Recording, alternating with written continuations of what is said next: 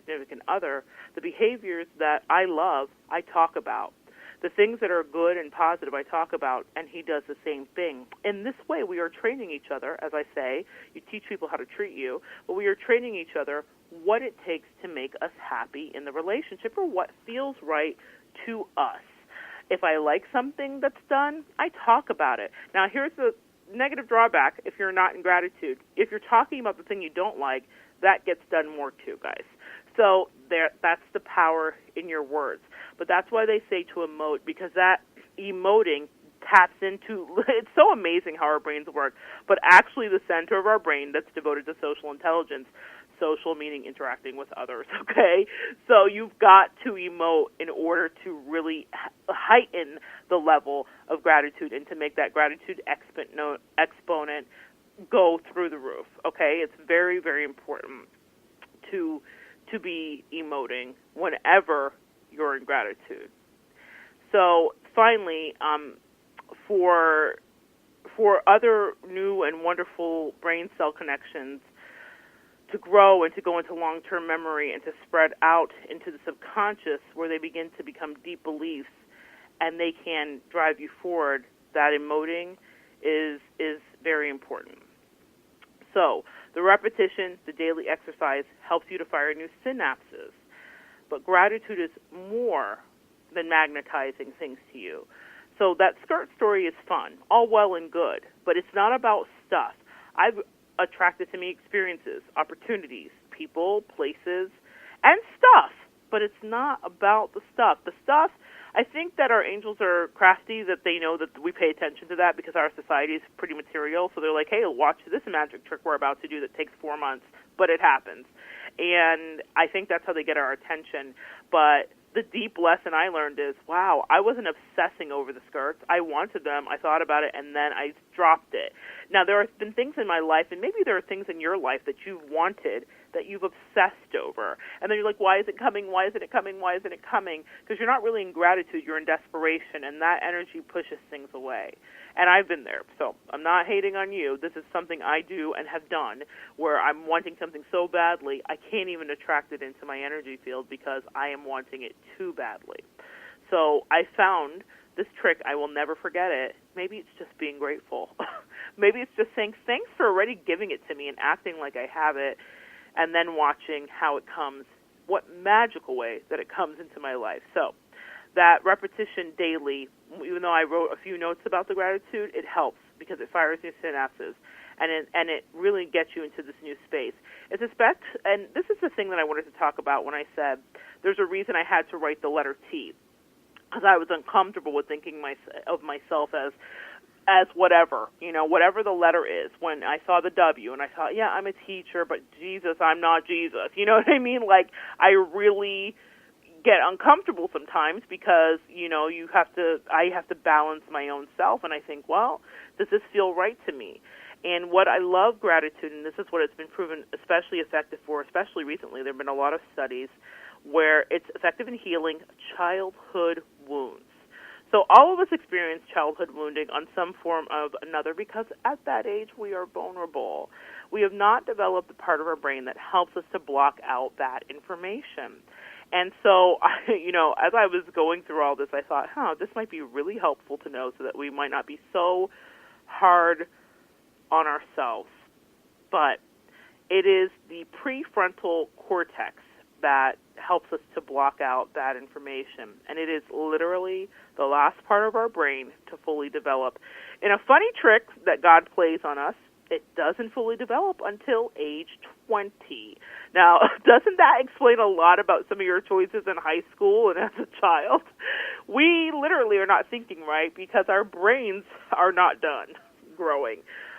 So I thought that was funny and hilarious. I've always listened to that, when you're doing classes in psychology and sociology and they're talking about this in college, and you hear it, but over the past couple years, I really heard it, and in my spirit, like, oh, you're not even fully formed yet. And that's why those years are so challenging. But the thing to go back to childhood wounding, the thing that's really important to understand is if that prefrontal cortex isn't fully formed, you are not able to filter out negative information. It slips in easily into the brain unfiltered. And the more negative that it is, and the more negatively charged the information is, a parent yelling at you, someone telling you you're worthless, good for nothing, someone saying, whatever about you or your family, or that you're just like your mother or your father or whatever. These things stick, and you start to identify because you don't have the part of the brain developed yet to actually filter out that information and be like, okay, you're crazy, this is a little over the line, this is a boundary, you've crossed it, I'm uncomfortable. You don't know, so you just take it as the gospel truth, and you take it into your spirit, and the more negatively charged they are, the more they stick into your subconscious, and they become limiting beliefs, which obviously can hold us back. Now, that's why we get back to the letter T for me, because in that being, I am a visionary, and I'm writing the letter T, I'm undoing my limiting beliefs from childhood where I didn't think whatever I didn't think about myself, and we all have those limiting beliefs. And so that was why I spent that much time writing that letter, because I had to rewire some things in my brain so that I can understand my possibility instead of my problems. And so I think that when you're dealing with gratitude, if you understand how it can truly free you and that it's more than getting the skirts, and it's more than getting the spouse, and it's more than getting the house, and I'm going to turn it to Dr. Seuss here in a minute, but it's more than that. It's more than the things and the materialism. It's about transforming your life. There are times when I have been very unhappy with situations I've been in, and I would start thinking about the situation I wanted to be in, and I could see it come into my life. It's inevitable. When you put it out there, when you put it in the bank, it's an escrow, it is yours. It is yours. I believe that. Now, it doesn't mean my life is ideal at the moment or perfect in any way. I still work through things, and that's why the show's called Evolve and not, I already did it, y'all. Been done it. That's why it's called Evolve, because I am constantly evolving. But I find that with gratitude, you are able to exponentially increase your evolution and your growth by thinking about the things you are wanting to manifest and see happen in your life. Now, that doesn't mean that just writing, like I said, that gratitude note makes it be enough. So think about those three keys: emote, exercise, extend yourself. I want to ask you, when's the last time you extended yourself? We live in a brave new world, and we are the most social we've ever been and the most insular we've ever been. And I stood at a graduation over my little holidays here that I've been taking during the summer for that beautiful young woman Legacy, who is now Dr. Legacy.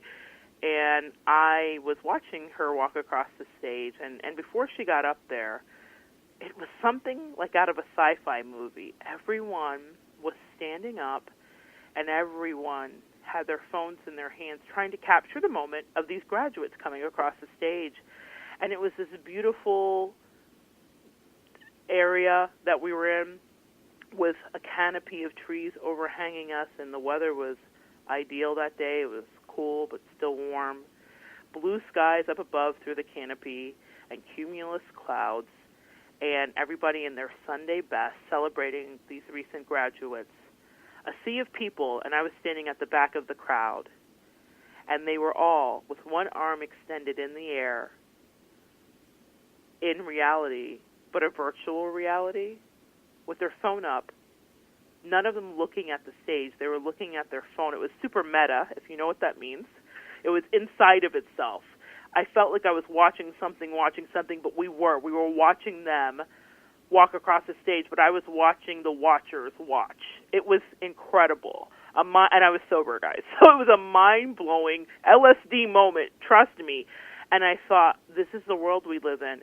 We're all here to celebrate and be in communion with these people and provide our energy and say, congratulations, you're graduating, but none of us are here. We're not really extending ourselves. We're not really involved in the moment. We are capturing the moment so that we can capture the moment, so that we can caption the moment. Does that make sense for my Instagram lovers? We're capturing the moment so that we can capture the moment so that we can caption the moment. And sometimes we forget to be present. Sometimes we forget that human connection and extending ourselves and emoting to another human can shift us into a new dimension. And I get that that's what we were there to do, so I'm not knocking any of those people because I was certainly one of them with my phone up. But I stood there thinking, if someone from 1950 could see this picture right now with everyone with a computer in their hand, everyone, kids, adults, grandparents, with computers in their hand, not watching the magic happening on the stage of this moment that will never be seen again in person, but looking at their screens to make sure they're capturing the moment that is so special. So I want to remind you to be in touch. Be in touch with your fellow humans. Look up from your phones.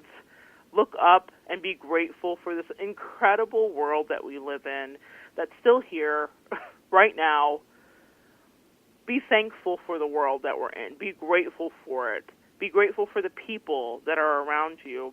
And watch how you notice more of the beautiful things that life is always offering. When you step away from gratitude, you will find yourself in a place of lack, is what I found. That's the contrast. When you're in gratitude, you feel abundance. When you're outside of gratitude, you're feeling lack. You feel like nothing is enough, you don't have enough. And with that dear friend I always talk about, I find myself sometimes commiserating. You guys know, commiserate. And we're sharing the trials and tribulations of life. And sometimes I snap us out of it. And recently, and sometimes she'll snap me out of it. We remind each other, so it's not just me. Can I say I'm so grateful for her? We remind each other daily to be grateful for the things we have, the small blessings that come our way, the stream of income that might come that we weren't expecting.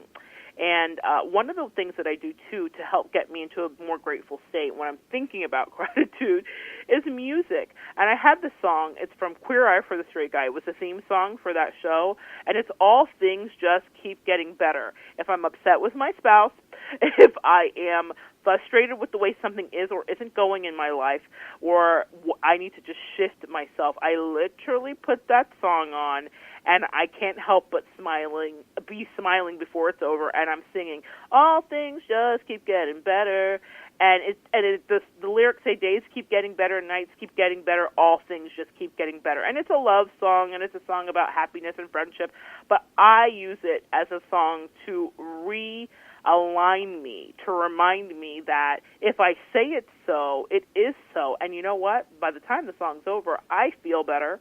Life looks a little better.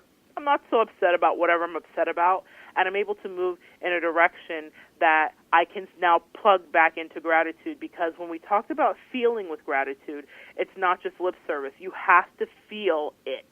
So if I'm saying all things just keep getting better, but I want to write a list of people that I'm not so happy with, then what do you think is going to win out there? So I have to shift myself. So that's one of the tools that I found to be incredibly helpful is music. So if you find yourself in that position, guys, that's my song. Find your own song. I'd love to know what your song is. What is your song? What gets you to the place where you can feel grateful for the moment that you're in? I have a couple. So that one is one. And then there's another one. It's a Christian song, and it's these 1,000 hills. I think it's by Third Day. These 1,000 hills roll ever on, footprints of an awesome God. And it says something like, it brings me to my knees in praise, amazing love, amazing grace.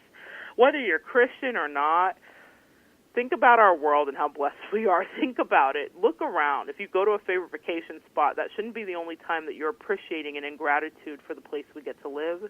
It shouldn't be the only time you're appreciating and in gratitude for the person you get to spend time with. We're so blessed, each of us. And if you just take a little time to be introspective, you can find something to think about so that soon you can bank about it. And that is what I wanted to share with you today. Remember to be grateful in all things. One of the other letters that I practice writing is letter G, and the letter G